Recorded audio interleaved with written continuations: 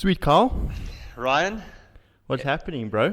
good thanks to you. It's been a week. Yeah, how was your week? Good? It was like a good week. Work was work. Work was work. Can't really say much about Very work, but descriptive of you. good weekend of sport, relaxing. Friday nights. Friday nights are Friday nights. Yeah, Never a truer word spoken, Carl. exactly, man. Episode 2 though, eh? Yeah, happy to be here. Episode 1 went well, I think. Yeah, good. Thanks for all those who gave us some feedback. Exactly. Thank you, everyone. Yeah, it was fun. I had fun. You had fun? Yep, I had fun. And you know what? With sport, there's always something to look forward to, especially coming this week. Yes. What are we looking forward to, Ryan? US Open tennis. Yes. Tennis, a sport very close to my heart, so I can't wait. It's actually my favorite Grand Slam of the year. Why is it your favorite Grand Slam? Just glamorous. Glamorous. Not Wimbledon. No. That's rare. You're the only person I know that. Wimbledon is very rigid, very structured. Where, the US Open is fun. The nighttime matches, it's also the only Grand Slam my favorite tennis player of all time ever won, Andy Roddick. So Is your favorite tennis player Andy Roddick? yeah, Okay. I loved him. Watch his interviews on YouTube and stuff. He's hilarious. So All right. After this episode, I'll give them a watch. yeah. What else are we talking about, Ryan? Currently as we speak, there's an awesome test match taking place. Almost upsetting to me that we're not watching it. England versus Australia. It's in the balance, and that forms part of the early matches of the Test Championship. Okay, so we're going to briefly speak about the Ashes going to the Test Championship. Yep. And then thereafter, we're going to go over Formula One is starting again. We've had the summer break. Yeah, it's been Finally, a long break. Yeah, felt like forever. Since I recently started watching Formula One, it's literally felt like there's a break. How long was it? Like 3-4 weeks? It was a month. Okay. It was a full month. So it's good to be back, and it's at the Belgian Grand Prix, right? Yeah, it's the Belgian Grand Prix. Okay. And then in closing, we are going to have our Bradbury Special. Bradbury Special, and for those who didn't watch the previous episode, Bradbury Special is a very unlikely occurrence. Event in sport, or Yeah. occurrence. Let's call it an occurrence. All right, let's start. Let's go into the US Open. Since you're the tennis fanatic, Ryan, tell me more. Tell me more. Yeah, well, Why is the US Open so great? Andy Roddick won it. I get that. Yeah, I think it was surely that can't be the only reason why it's your favorite Grand Slam. You know what? I think it's just more fun. It's more colorful. It's more free, and you're open to express yourself. It's very, very glamorous. It's one of the, and it's got the biggest tennis stadium out of the 4 Grand Slams. Is it the Arthur Ashe Stadium? Yeah, Arthur Ashe Stadium. I think it houses something like 20 to 25,000 people, slightly more than the other Grand Slams. Do you think that affects the players playing in a stadium that's like so much bigger than like Wimbledon? Wimbledon recently, when I say recently, I think in the last 5 years, they redeveloped the stadium. Yeah. And it got slightly bigger, and I think they built a cover. Yeah, so it protects them in so they can under carry on conditions playing. and stuff. Yeah. So if there's rain. So what's the difference playing in, for example, Centre Court versus the Arthur Ashe Stadium? You know what? I think, just like any sport, when the stadium's packed and there's an atmosphere, it either brings out the best or brings out the worst in you. And at the US Open, the fans are rowdy, the fans are passionate, and it's just very fun to watch. So, yeah, other than that, I mean, any Grand Slam is awesome to watch, but something about the US Open grabs me, and I think it's captivating. Joe, what's your favorite? Probably Wimbledon. No, Wimbledon, hands down. You know what? Look, I have to admit, even as a tennis fan, all 4 Grand Slams are worth the same, but you just feel like the Wimbledon's worth just that little bit more. Well, we're also English, so maybe that has something to do with it. Also, the first tennis match I think I ever watched was the Wimbledon. It's almost like, like the World Cup in soccer, or football, sorry, for those who don't like me to call it soccer. It brings people who aren't even fans of football to watch it. I think the same thing with Wimbledon with tennis. People who aren't even tennis fans will watch Wimbledon. Just because it's Wimbledon. Just because it's Wimbledon. I completely agree. So it is definitely the most important one, but I prefer the US Open. Preference. Right. Good to know. So since you're the biggest, let's say, fanatic of the US Open, who do you think are the favorites? I'm a former fanatic. Now that I'm a working class man, don't have as much time on my hands, but used to be. You know what? I can't look past my boy, Novak Djokovic. So you think Djokovic is going to take it again? Defending champion. Yeah. You know what? I think when those the three names we always talk about, Roger Federer, Rafael Nadal, Novak Djokovic, when they're all on form and playing well, I still prefer Djokovic's chances. I would not be surprised if Rafael Nadal or Roger Federer get the victory. They're more than good enough to do it, but I would put Novak Djokovic as that slight betting favorite. Also, just looking at his recent form, winning Wimbledon. So Djokovic is the clear favorite. We can agree to that. So in Novak's eyes, who would you? Because realistically, you're going to be playing either Roger or Rafa in the semi-final. Who would you rather play in the semi-final, and why? It's a tough question because both of those players have beaten Novak in the US Open before, but I see, especially in the later part of their career, I see Roger Federer as a better candidate on hard courts than Rafael Nadal. I think Rafael Nadal, King of clay. He's a king of clay, and I think he prefers clay more now than ever before. But with all credit to him, he did well at Wimbledon, and it's a surface, grass, which he hasn't done well for the past 5 or so years, and he made the semi-finals this year again. So it seems like his all-court game is coming back into play at the right time. So wouldn't be surprised if Nadal takes it or Federer takes it, but I think that Djokovic has it as a clear favorite, as we said, and I'd prefer my chances against Nadal rather than Federer. So another thing about last year. So last year's final was Novak versus Del Potro. Yeah. And to be honest, it just seems like Novak pretty much walked his semi-final. He walked his final. Del Potro's not playing this year. He has a fractured right knee. Fractured right knee, or he refractured his right knee, and he went in for surgery. So he's going to miss the US Open, and he did really well to make the final last year. He beat Nadal in the semi-final, where not funny enough, we never like it when sportsmen get injured, but Nadal got injured. He retired hurt. I think I remember something vaguely like that. Del Potro, he's that dark horse that can beat anyone. Oh, you can't beat anyone if he's not playing. Yeah, but that's what I was about to say. He's that dark horse that can beat anyone, but it's just so unfortunate that injuries have pretty much been the main factor in his career. Yeah, it's sad, especially when it's like good players. Like, for example, like a great example, like comparison is like Michael Owen. Yeah, in football, yeah. Footballer of the year, and then gets an horrific, I think it was also knee. Was it? I'm trying to think. I think Michael Owen. He got an injury. Yeah, he had muscle injuries as well. Yeah, and he was young, dumb, and young, dumb, and full of cum, and he literally strained his leg if it was a muscle injury. Yeah. Because that tends to happen with youngsters. Yeah, and I think once you think they're ready, but they're not actually ready. And once you injure those muscles, even once it repairs, it never repairs fully. Exactly. So it will just happen over and over again. So I think we all hope that Del Potro has a recovery. Exactly, and comes back into the game. Because he's just so good for the sport. He's that dark horse that can beat anyone, and he's such a nice guy. He's a gentle giant. So hopefully he can come back. Do you see anyone else challenging Novak except for those obvious two? The top three. So I'm a Federer fanboy myself. I don't know. I feel like tennis is just one of those sports where you have to choose one of the top two, and in latter years Novak has entered the top two. So I feel like it was always between Roger and Rafa, and I just chose Roger. He just has, in my opinion, he just looks classier when he plays. Nothing against Rafa, of course. He's a great tennis player, very aggressive. He doesn't get tired. Yeah. He always has a fierce face on the court.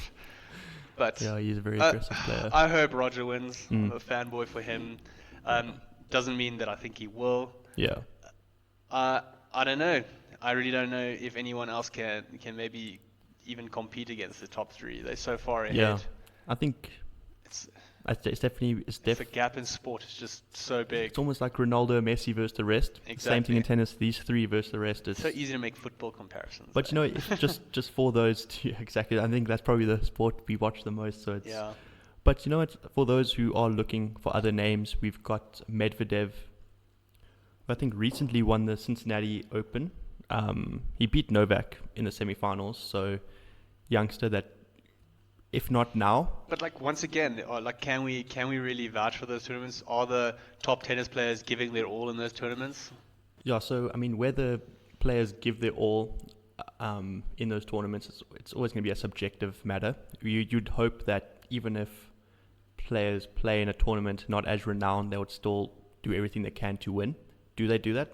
You know, right before the US Open, like right before a major, would you give your all in a tournament and risk injury? So there's the thing, like, you got to take those results with a slight pinch of salt. At the same time, what does that do to a young player's confidence to beat Novak Djokovic? Probably does it a world of good. Oh, it does. How old did you say he was?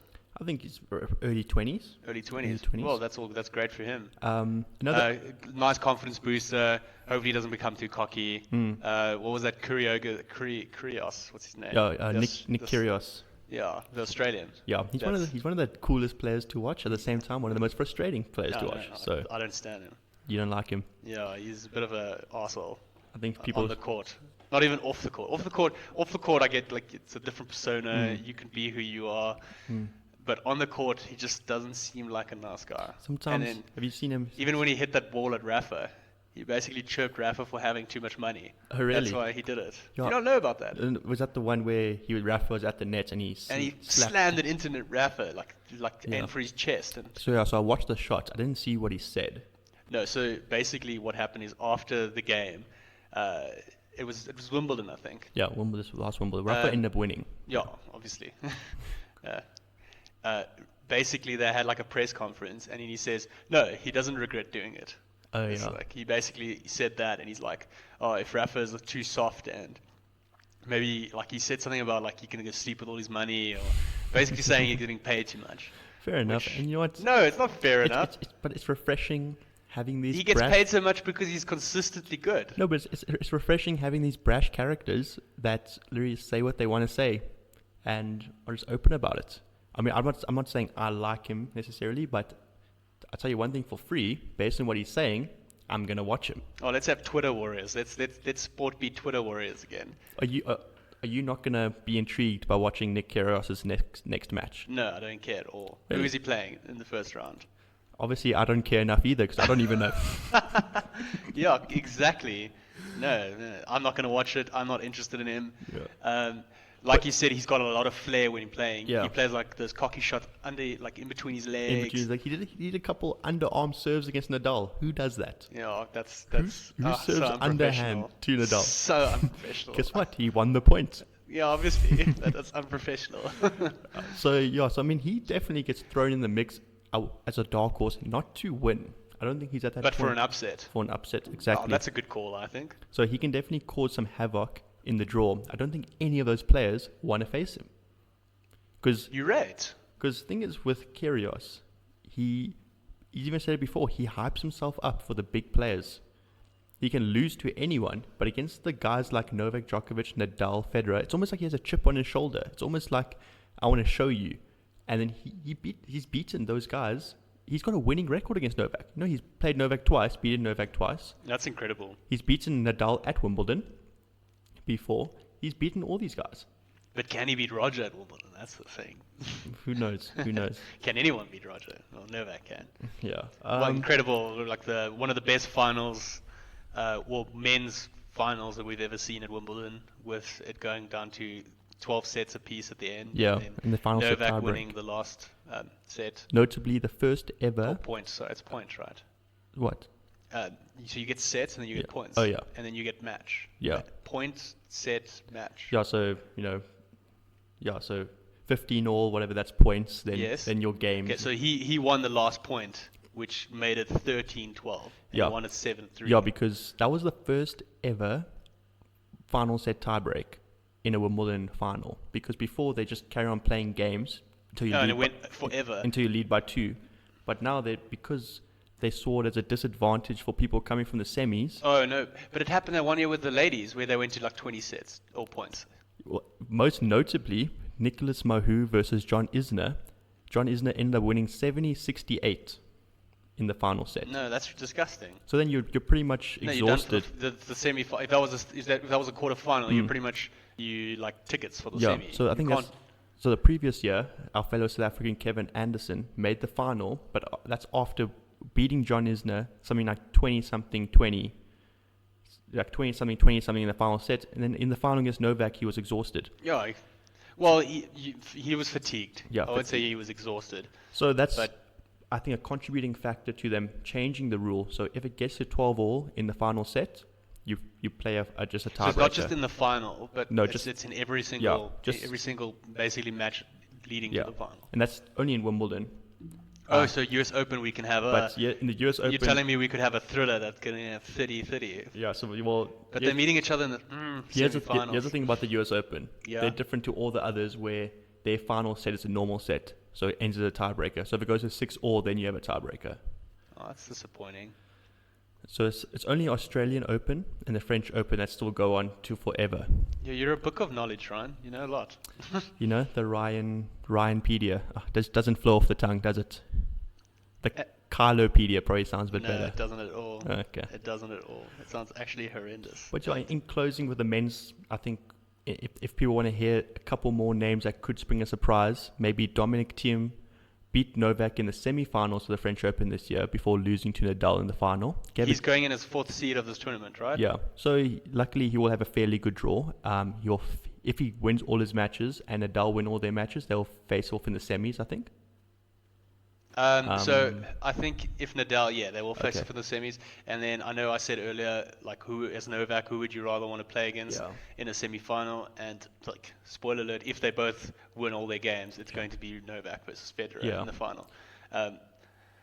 Unfortunately, not the final. Yeah. But you know what?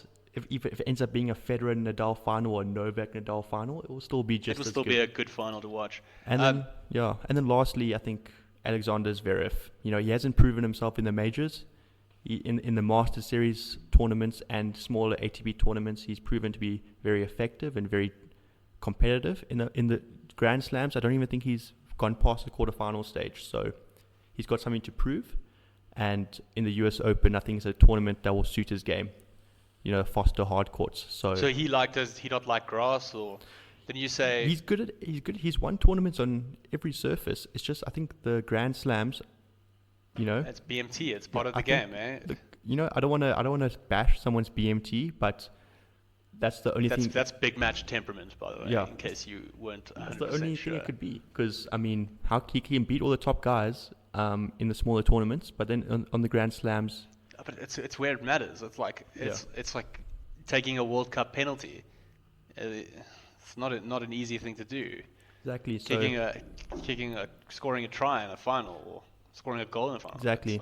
It's finishing. It's clinching. That's what makes the hard races a bit more in those important matches. But that's what makes that's what differentiates the top three to the rest of the field, I guess. Yeah. Because they can, when it matters, they truly. No, they've got massive BMT, but you know, with Zverev, many fans think it's a matter of when rather than if he finally gets the job done. So I don't think it will be this tournament, but you know, he could be a dark horse to look out for. Oh, let's see. I'm excited to watch. It starts on Monday, or last Monday, or Monday that was before. This airs, I guess. Yeah. So we should be at the time of filming. It's still going to be round one by the time this airs. Yeah. But anyway, let's move over to the women. Yeah. Personally, for me, I looked at the opening fixtures. The one that caught my eye the most was Serena Williams versus Maria Sharapova. Is that a first round fixture? First round fixture. Williams versus Sharapova. Sharapova trying to get back into the game. That's surprising to me. So that obviously means that Sharapova is unseeded. Unseeded, that's correct. Okay, so man, that's definitely the pick of the first round. Yeah. What's your prediction? Well, you like supporting underdogs, don't you? Yeah, and excluding Real Madrid. Obviously, Sharapova being my ex-girlfriend got a backer. Pathetic. Oh my goodness. In my dreams. Yeah, but looking at a photo of her doesn't count as a girlfriend. Oh right? Man, Carl, come on, don't expose me. But I think Sharapova. So you're gonna root for your girlfriend, Sharapova? I'm gonna root for Sharapova, massive underdog, and I think I'm talking more with my heart than my head. You mean your other head? Carl, this is PG. PG-13. So you're not putting Williams as favourite to win the tournament? I do put her as favourite to win the tournament. You just said she's going to lose to Sharapova. Because you know what? It's my heart speaking. But if we're talking about favourites, I put Serena Williams on top. How can you not put Serena Williams on top? I would, in a heartbeat, put despite her loss to Halep, I think it was Halep at last Wimbledon. You can't not put Serena Williams as the favourite. And you know what? That Wimbledon final loss is just going to make her hungrier.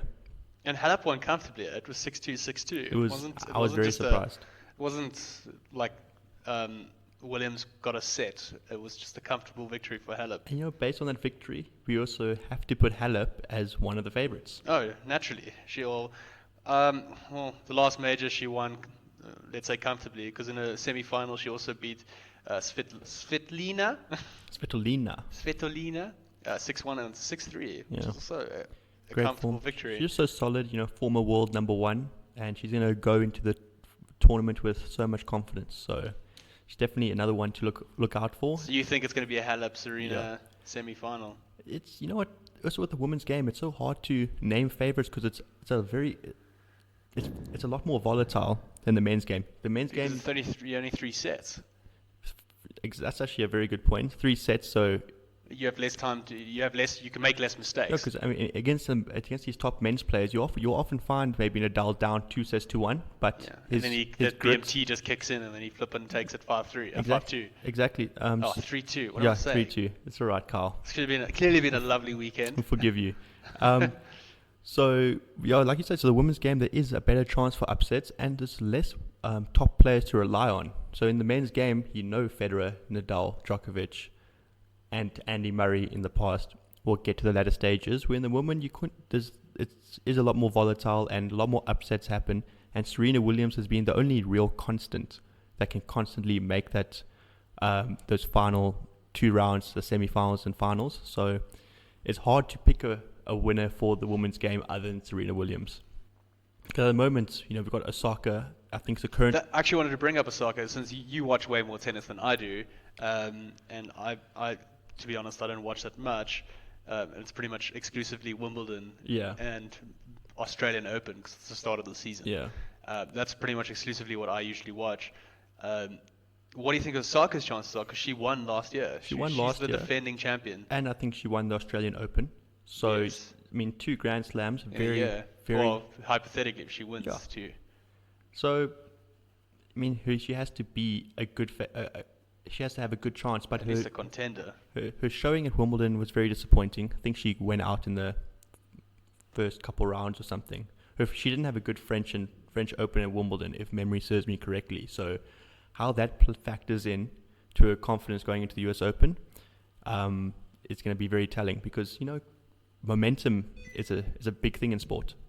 Yes, 100%. It's what you can take forward into your next game. So often is a big factor, especially if it's a tight game. If you go into the game comfortably winning, it helps. A little bit of mental attitude gets you a little bit of motivation. It helps you with that first point. Exactly. Takes the nerves down a bit. Exactly, and an keep idiom, telling yourself you're the best. Yeah, and an idiom that isn't necessarily always true, but it's a good one to live by, is that you're only as good as your last match. Exactly. So Osaka. Also, you could also be only as shit as your last match, whichever way you look at it. So other than that, maybe Barty, who was a former world number 1 not too long ago. So who is Barty? Sorry, I don't know her. She just won. Australian tennis player. Actually, funny enough, she played professional tennis, got over it, played professional cricket. Oh, so she became a Michael Jordan of tennis. Michael Jordan of tennis, literally. She's a very wonderful, natural sportswoman. And, I think she just wasn't making inroads into the women's game. Or she was getting over it, one of the two.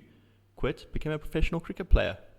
So you've played tennis before. Like, how can you, the mental fortitude you need to playing a sport where you predominantly play alone versus now playing a sport where you play as a team. How do you think that affects you as a player? Surely she must have, I don't know. I just know sportsmen who usually play by themselves and generally have an ego because they have to have that ego drive. Yeah. And then playing in a team sometimes that affects your team play. Yeah, it's a hard one for me to say because, I played cricket and tennis growing up, but wasn't good enough at either to really have developed an ego. Haven't impacted anything in your life. No Exactly. major. So no major. I think maybe that's why she left cricket so soon afterwards again. Maybe she did prefer that isolated sporting environment. Maybe it was just her, hand-eye coordination and her ball skills that translated well to cricket. But she actually preferred the isolated and environment, which is actually, if you make a mistake, it's your fault, and not. How often is that? Not Jennifer fielding at cover. Exactly. Keeps fucking dropping the ball. Damn it, Jennifer. So, you know what? She probably fell back in love with tennis after leaving it. How often does it happen? You get over something, maybe you're over FIFA, and you put it away, you get angry, take a bit of a break, come back, and all of a sudden you're good again, like something we just experienced last night. To comment on what Ryan's trying to say, basically on the last episode we mentioned that we'll put the FIFA score at the end. We'll put it down now, but prior to this, Ryan was like on the worst losing streak he's ever been in his life. I think he lost like 6-7 games in a row. Could have been. And we played yesterday, and Ryan, I had no feature at all. I lost both games, and I just decided to go to bed. I chickened out. But you know what? Like I said, is there going to be a graphic above my head again? Most likely, yes. So I have to deal with that. You're only as good as your last game. You're only as good as your last game. And personally, only as cuck as your last game, exactly, or shit as your last game. You know? So favorites, you say Serena Williams, Osaka, Halep, and then you mentioned Barty, Kerber, the German. Yeah, Angelique Kerber, just because she's got that, winning mentality. She won Wimbledon last year, right? Who won last year? I don't think it was Kerber, was it? I can't remember. Could have been. Top of my head, I can't remember. Yeah. I just feel like I had an answer in a quiz where they asked me who won last Wimbledon. And you had to blurt out. And it was Kerber. It was Kerber. I'm positive it was Kerber. I think it was actually. And she's got that Grand Slam winning mentality. Former world number one as well. So that has to count for something. Let's see the German proficiency. Let's see if it can get through over the line. Exactly. Something that contradicts my previous statement. Form is temporary. Class is permanent. Yeah. So. Okay. Kerber. Well. Let's use the German proficiency to move over to the next topic. Formula One. It's starting next weekend. Yeah. Or this weekend, actually. This weekend coming, we get the Formula One after the long summer break. Yeah. It's been painful. As someone who just started watching Formula One, yeah. It's been a long break. It's in Belgium. What's going to happen? Tell me more, Ryan. Tell me more. No, sorry. Don't copyright our podcast now. I can sing it, okay? Very badly. I was trying to imply that it was so good that we can. Oh, wow. Thanks, Carl. Sounds like the real thing. The nicest thing you've ever said to me. It was a lie. Oh. Okay, go on. Tell me more. I'm damaged. Can you go against Lewis Hamilton? No, you can't. But he's just been so consistent. With that being said, nothing's more dangerous than an injured dog. And, I feel like Vettel, being the former glory boy of Formula One, having all the attention taken away from him, having such a bad season up to now, and having this break to reflect on his performances, which he has said has been poor his first half of the season. Is he going to revitalize his career? You're saying he's having a bad season. Yeah, well, he's in fourth place at the moment on 156 points. He's 94 points behind Lewis Hamilton. So it's Hamilton, then it's Hamilton, Bottas. Okay, well, let's see if you get it. Tell me what you think. Well, I just assume it's Bottas. Okay, it's easy assumption to make. And then Mercedes is first and second. And I would have said Vettel, but because you said he's fourth, I'm going to say Verstappen. That's easy. Yeah. Okay, I kind of spoiled it for you, I guess. Okay.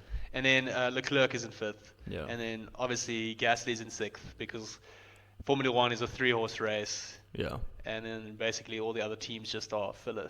Yeah. Well, where's Raikkonen?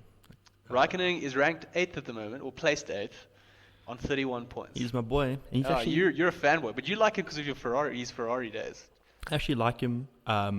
2003 opening race of the season, Australian Grand Prix. He was racing for McLaren. Yeah. And he won his first ever Grand Prix win.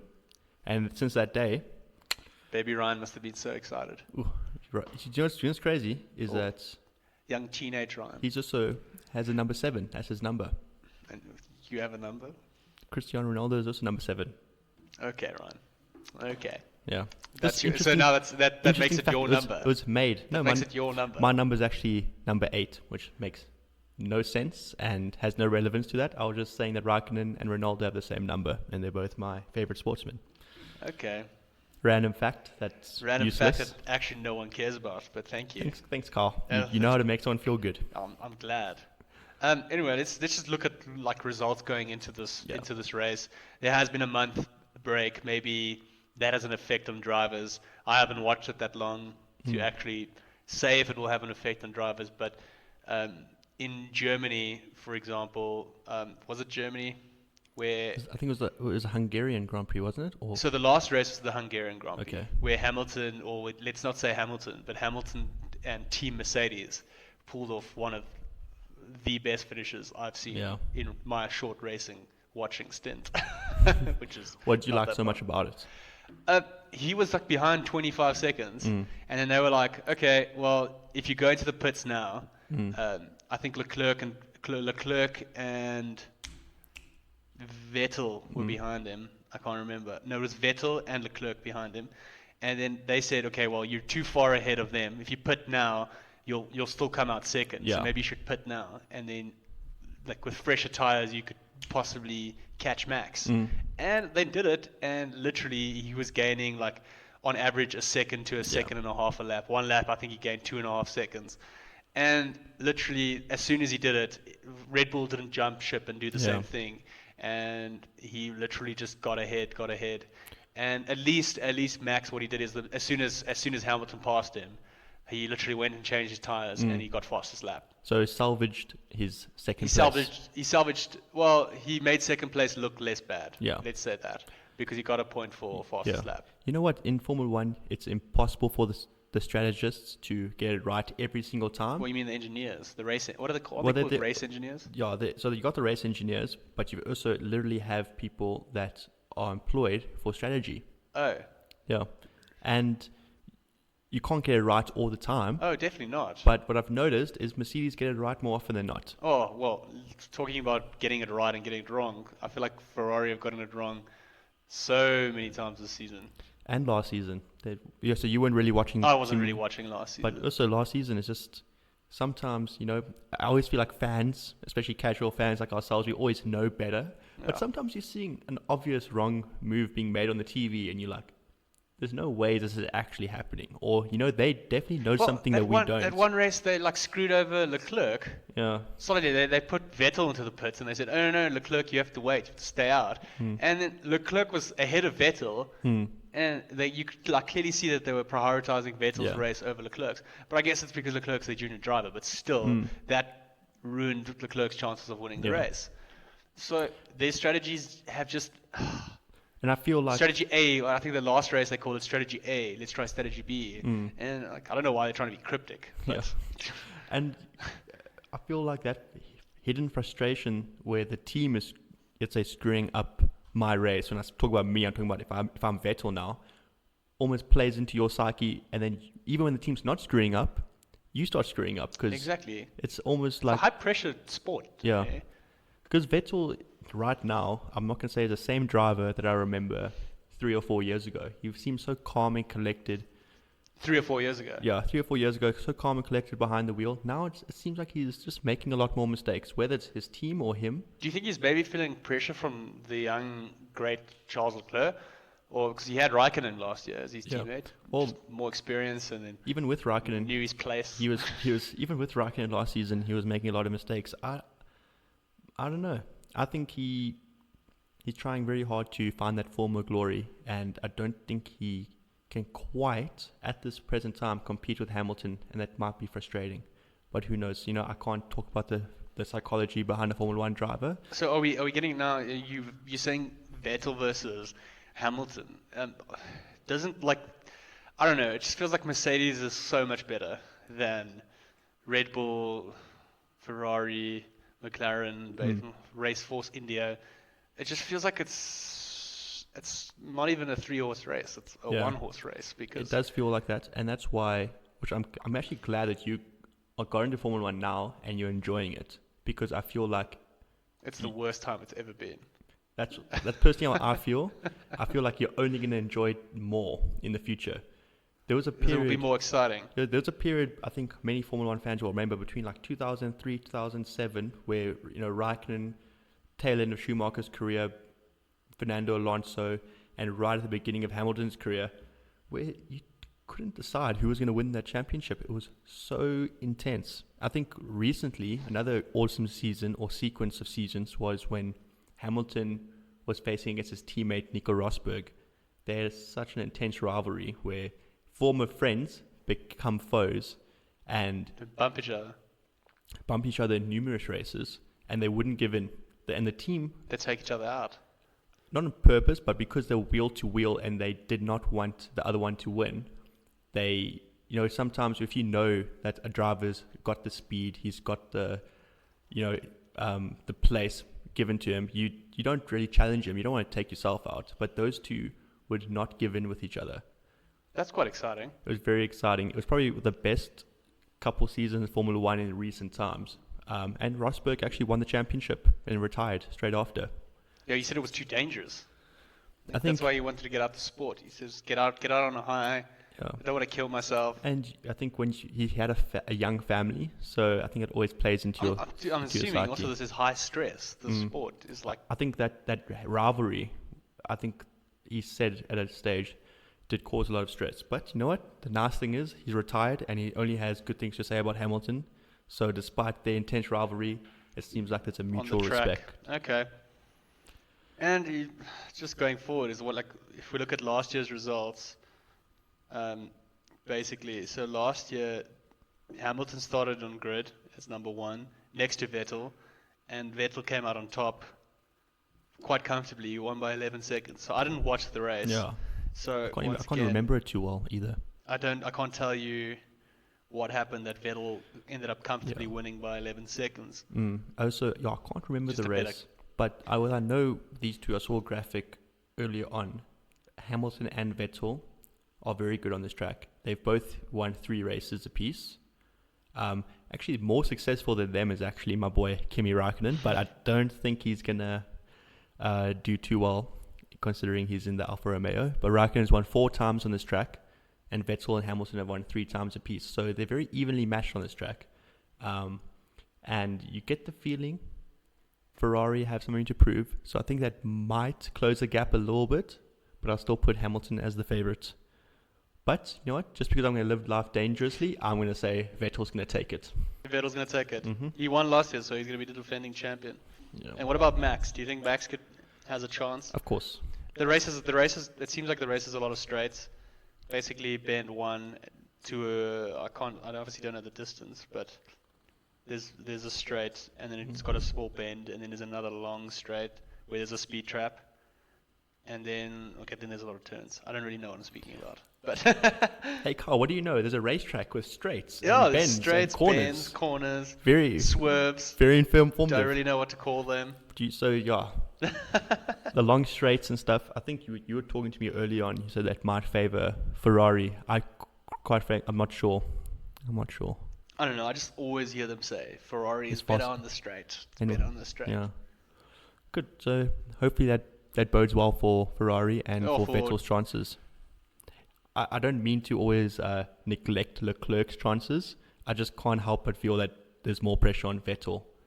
Because why? Because Leclerc's so young, or just because Vettel has something to prove? Because Leclerc's young and he's painted himself very well this season. Everyone's happy with him. It's Vettel, who's a four-time world champion, who hasn't done too great. So there's a lot more pressure on him. That's why I constantly talk about him winning this race, because he has to win this race more than anyone else. That's true. Quite simply. And hopefully he wins, and then Hamilton doesn't come near top 10, so people can catch up. Hamilton can sit out for 3 races and you'll still be in first place. Hamilton might as well take another 3-week break, like you said. Yeah, another 1 month holiday. Yeah, another 1 month holiday, and chill at the Bahamas. Disgusting how far ahead he is. He's in front of another competitor, excluding Bottas. He is 69 points ahead of his competition, which is Max. So, good on him. Do you think it's comfortable to say that he's won the season? I do think so. And what that brings into question is maybe it's not the best time to talk about it now because it's halfway through the season. But if he gets to that magical 6 mark, the 6 championship mark, where does that put him in the all-time greats list? And he's still got many years ahead of him as well. It's not like he's retiring next year. Yeah. But yeah, I think that pretty much covers the Belgian Grand Prix. It's going to be. I'm very excited. Hopefully, it's a good race. Hopefully, it's close. It covers the Belgian Grand Prix, but so we can say comfortably Hamilton's going to win, or not comfortably, but we can say he's odds-on favorite to win this season, which is, I think, a fair assumption to make. Fair. And I feel like the only thing we can now start saying is who's going to come second and who's going to come third. Can Bottas stay in first place? Yeah. Or second place? Or let's call it the new first place. Yeah. The first loser. Yeah. Let's first loser. Loser. Who's going to be the first loser? Can it be Bottas? He's got the superior car, clearly. So I think with Bottas, he's always going to be in those podium positions. But Verstappen is such a, he's such a revelation. He goes for victories. You get the feeling that Verstappen doesn't want anything but a victory, and it's refreshing to see. So I think Verstappen will win a couple more races this season, and that might be enough to overtake Bottas. But you get the feeling Bottas's consistency will be slightly superior considering the car he's in. That makes sense. And then Vettel, he's 32 points behind Bottas at the moment. Do you think he could sneak in for third, maybe? Also passing him? Yeah, I mean... Ferrari's not a bad car. No, it's just their strategy, like we said earlier. Yeah, strategy and a few individual mistakes. Vettel is a driver that I have a lot of faith in being, world-class, one of the best ever. But he doesn't fill me with a lot of confidence with the way he's driven this season and the second half of last season. So I would back Bottas and Verstappen over him. But for the sake of Formula One as a whole, I hope Vettel can get back to that former glory. But I wouldn't put money on it. Okay, so you're saying it's Hamilton, maybe Verstappen, and then probably Bottas. And then do you think Leclerc might pass Vettel? A very big possibility. Leclerc been a little bit unlucky. So I think if everything... he's still young. Yeah, everything falls into play. He could easily pass Vettel. But you know what? Again, I feel like Vettel might just be so hungry, and how that hunger plays into the rest of the season. Is it going to play in positively, or is it going to be just too much pressure, and will he collapse towards the end of the season? Who knows? I don't know. Who do you say? Well, I'm a Max Verstappen fan, so I hope he comes second. So you're going to go Hamilton, Verstappen... And then... Bottas. I'd rather have Ferrari over Mercedes, so hopefully Vettel or Leclerc before Bottas. Okay. But that's just my biased opinion. And Constructors' Championship is probably guaranteed to be Mercedes. 100%. 100%. That wraps that up. Yeah. That's like no competition. They've got the better car. They've got the better engineering team. Yeah. Past 2-3 years now. No, 100%. I agree completely. So, let's see. Luckily they get forced to change their cars every year. Yeah. So it's not the same thing. It always brings new hope. I just hope one of the small guys can finally catch up. It actually happened quite a few years back. We can maybe talk about that on a future episode. Maybe a Bradbury Special. Okay, let's mention it. Next Bradbury Special. Yeah. Formula One. Yeah. Stay tuned. It was a good one. Ryan will share that. Now to basically go completely left field. Yeah. Let's talk about a little bit of cricket since the Ashes are happening. Yeah. I wonder what that score is right now. Okay, I'll refrain from looking, but it was very, very close. When we last checked. It was very, very close. Okay, it doesn't matter. Okay. So the Ashes are happening. It's England versus Australia. It's the third test. Australia don't have Steve Smith, and it looks like they might get out on top of it. They might just... So we know the third test is not going to be a draw. It's definitely not going to be a draw. We have a whole nother day, unless a tornado... God comes down sending flipping thunderstorm after thunderstorm to London. I just doubt it. I can only see Australia or England winning this. Yeah, 100%. So let's talk a bit about Steve Smith. Yeah. Especially him getting hit in the head. by Jofra Archer. That was In his worrying. his short stint of his career, he's already hit 19 helmets. Who's that? Jofra Archer. Wow. Where did Jofra Archer come from? I know he's a Jamaican. He's Caribbean. He's Caribbean born. Or is he from Jamaica? I Or? think he's Jamaican. Yeah. Okay. So I didn't hear much of him until the World Cup. Literally the World Cup. That's when he featured. Wow. Don't even think he played IPL. No one knew who he was. Yeah, because he doesn't have a lot of international games. Now he's behind his cracking belt. helmets. He's dangerous. He's dangerous, and definitely one of the bowlers to look out for in the future. And how worried were you when you when saw Steve that? Smith hit the ground? So I never watched it live, but I was following it closely, and then I saw obviously every time you see you're on your phone, you're like, what the hell? What happened to Smith? Yeah. And the wickets haven't fallen, but there's a new batsman in the crease. And then you see a retired hurt, and you're like, okay, shit, what happened? Maybe he pulled a hammy or something. And then you go onto Twitter and you just see he got hit hard in the head. And then it just makes you think of that other guy, Philip Hughes. Philip Hughes, who also got hit in the head, almost identical spot. Yeah. And how he literally collapsed 10 seconds later, and he was rushed to hospital, and he just unfortunately passed away. And that was the very worrying thing, because you don't know those injuries. It might not necessarily affect you right that second. Exactly, because it's like a full use got a blood clot. And because your brain. Okay, I'm not going to be technical now. I don't know the thing, but I mean your brain's expanding in your big brain time. Come on. Brain expanding. So a lot of the effects you only notice later on. Like I say, maybe if a blood clot forms, happens a lot of times in boxing. Boxers are boxing and they're fully capable of knowing what's going on around them. And only later on, when they're in the dressing room, they start to feel a bit dizzy. And recently, a boxer just died in hospital after a fight. Yeah, after a fight, and he was fine during the fight. It's just, concussions are scary. Yeah, dude. So it's something you don't mess with, and it's something very. That's why very Steve worrying. Smith didn't even play. He was sad that he didn't play. Which is good.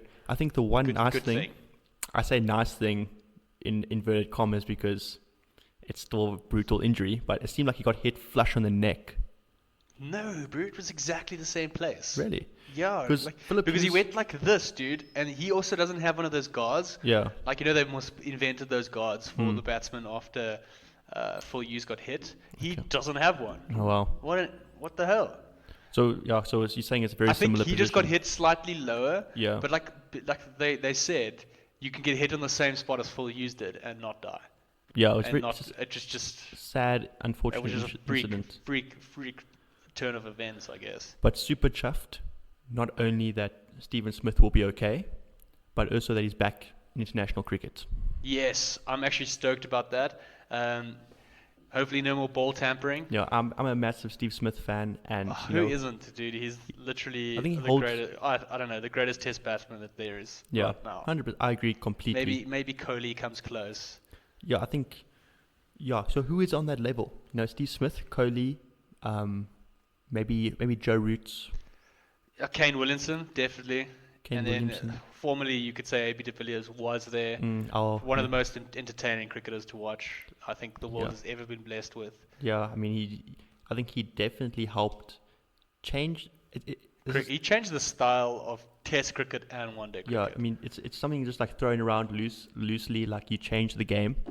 But I think without being biased towards our South African players, I'm not saying he's the best cricketer, but he's up there, and he definitely changed the way batting is perceived. With the all-round 360 way of scoring. I feel like you can comfortably say he is the most entertaining cricketer to watch when he's at the crease. 100%. And it's disappointing not to see him around, but he's done so much for the sport. He's still playing IPL. He's still playing. He's my hero. Cricket in England. He's my hero. Plays Big Bash, I think.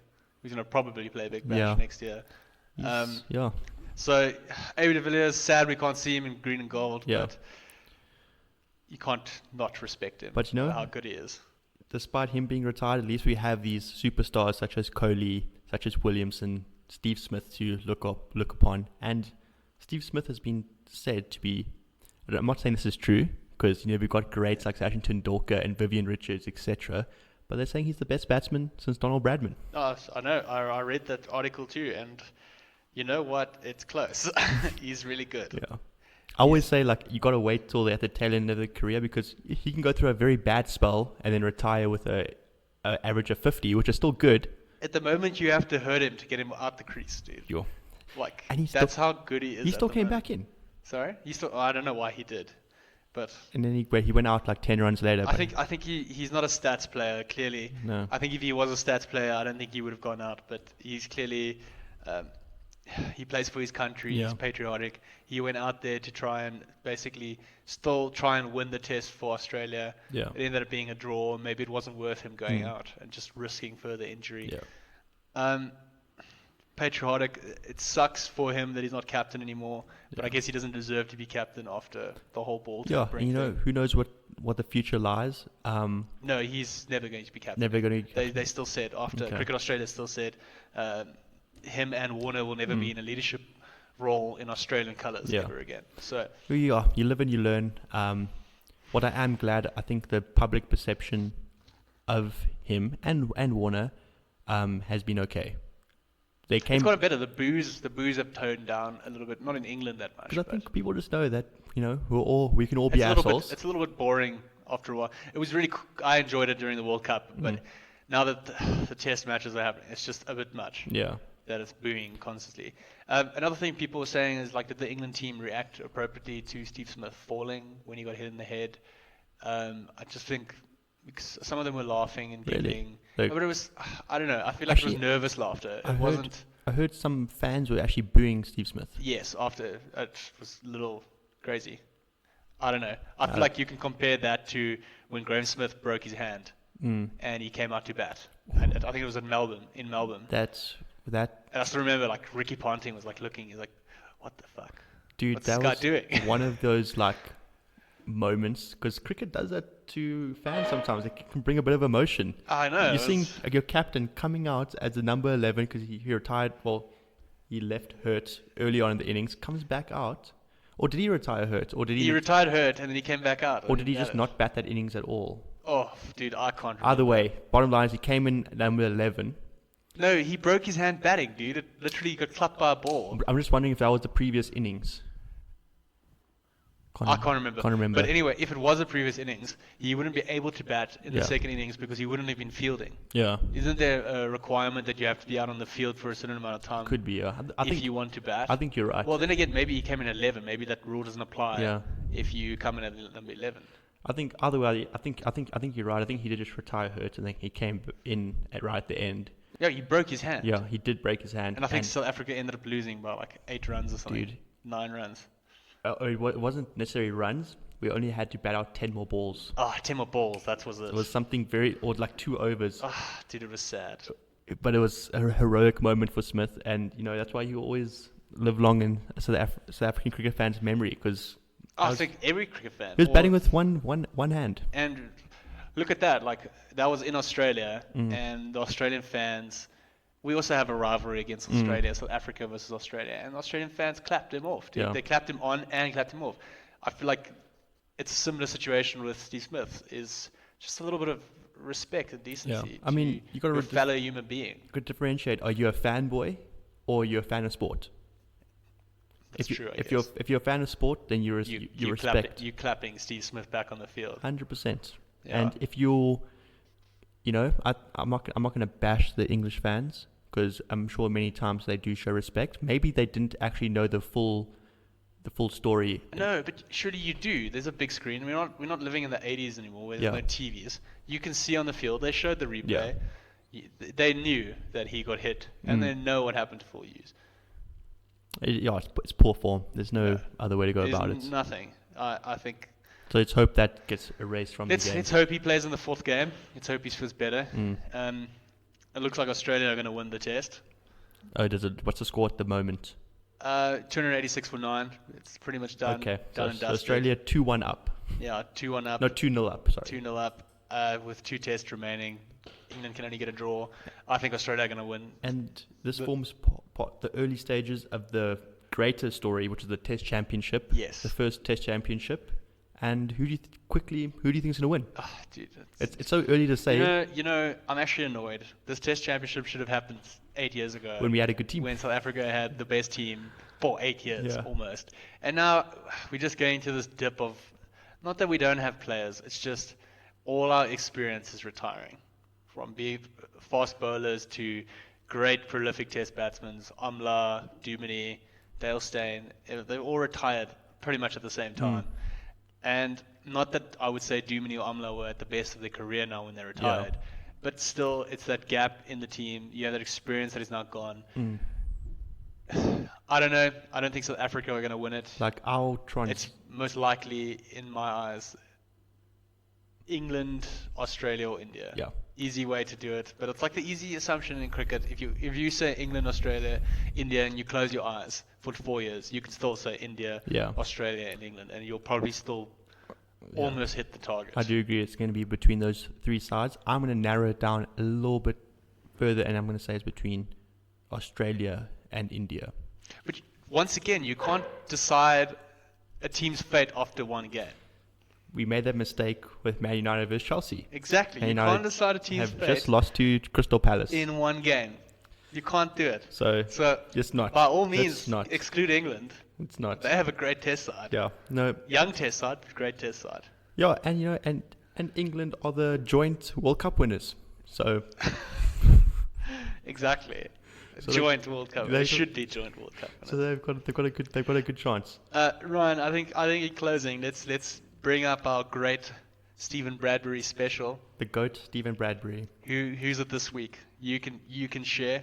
It's about your one true love, football. So I guess your one true love. This is probably fresh still. How does sorry to digress. How does Maria Sharapova feels? Your picture of Maria Sharapova feels. Well, that's what we about the picture of Cristiano Ronaldo right next to her. That's why we broke up. That's why I think conflicted. That's why I think it's an end well.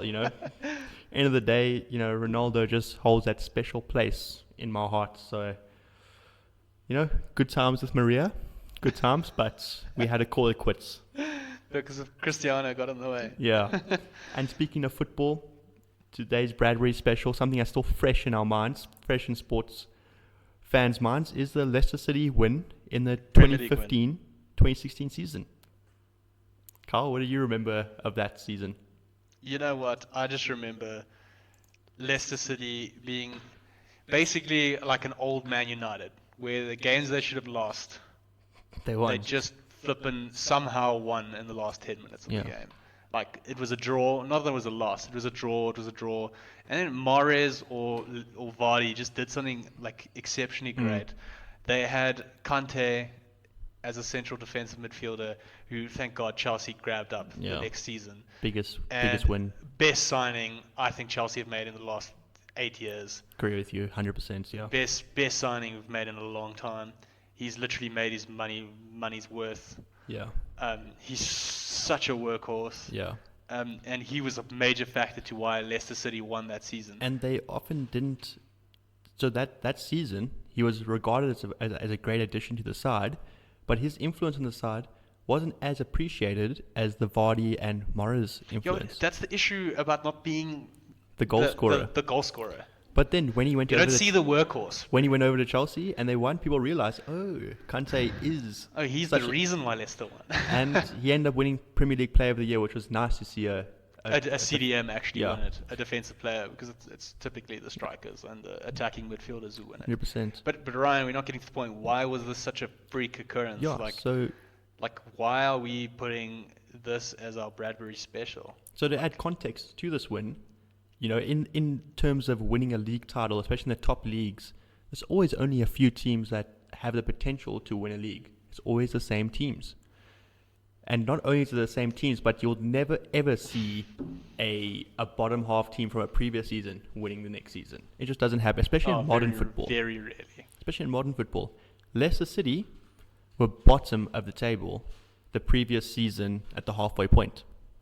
They were the favourites to be relegated, and they managed to sneak through. They had a good end of season form, which allowed them to escape relegation. But they were going... Were they at the bottom at Christmas? Weren't they in relegation still with 6 games to go? 100%. They were still in relegation. They were still bottom of the table with I think with even 6 games to go. They were going to be relegated. There was no chance for them to escape relegation, let alone win the Premier League title the next season. I think, what was the odds on them winning? Because at the beginning of every season, they released the odds. It was 5,001, and it was the last time the bookies ever do that. 5,000 to 1. Because obviously Leicester won. That were the odds. They were the worst favorite. Like they had the worst odds of the season. So I mean, what are the chances of the team with the worst odds? Imagine spending £10 and then getting £50,000. Ooh, I heard that. So some people, it's like when they were drunk or whatever, they bet on Leicester City to win the Premier League, and at a certain point, because as the odds get lower and lower, because they were like top at Christmas, you can actually get a payback. Yes, people got paybacks. Yeah, because they're like, fuck, Leicester City, they're top at Christmas, but they're obviously not going to win. They can't carry this form the whole season, so they just got their £200 back for the £5 they put in. You know what I mean? So they just got like a law. How much do you regret that decision? Well, luckily I won't regret it because I didn't do it. Yeah, but I'm not a gambling I'm pretty man sure myself. I'm pretty sure those fans do regret it now. So I'll go as far as to say that's the biggest upset in sports history, or one of them. In sports history, you'd say it's in sports history. I'll say one of them. So you don't think it's ever going to happen again? It will happen again. But a whole league season. Do you ever think someone who came 17th the year before is going to win the next season? It might not happen in my lifetime. Can you see let's look at this. Can you see a Leicester City international team winning the World Cup? I see that more likely. Like let's say an African team winning the World Cup. I find that more likely because of the knockout nature. It's a game nature. of knockout football. It's not just a league. So it's the same thing like if you watch like a FA Cup or something, you would give. That's why you get Wigan Athletic in the final. Yeah, exactly. Anyway, that's why Wigan Athletic won. Exactly. And Portsmouth won. So cup competitions always have a greater chance for there to be an upset, which often makes them so exciting to watch. Because a lot of times in a league season, a team's won at the halfway point already. No, you're 100% correct. So the cup competitions, they do have that attractive feature about them. So that's always more likely for an upset to happen. That's what makes the Leicester City one even more remarkable, because it wasn't a cup competition. It was a league season. They had to beat Man United, Manchester City, Tottenham, Liverpool, etc. over a 38-game league season, and they did it. And I think they won it with a week to spare even. Yeah, they finished on 81 points. Tottenham, or I think Arsenal finished second. Let's check. And Arsenal had 71 points.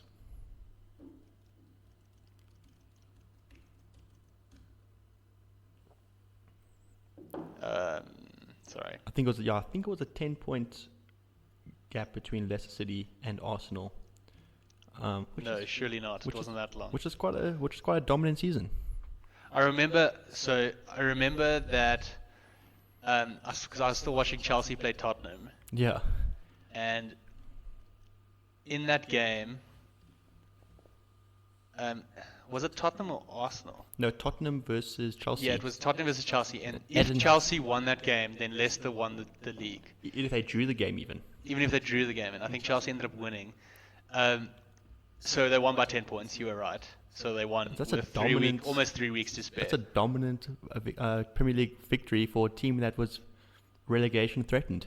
Yeah, and Chelsea came 10th that season. Oh. They were playing such terrible football. Yeah. So, anyway, I think that's us. That's episode 2 wrapped. Done and dusted. Thank you for chatting, Ryan. Yeah, thanks, it was fun.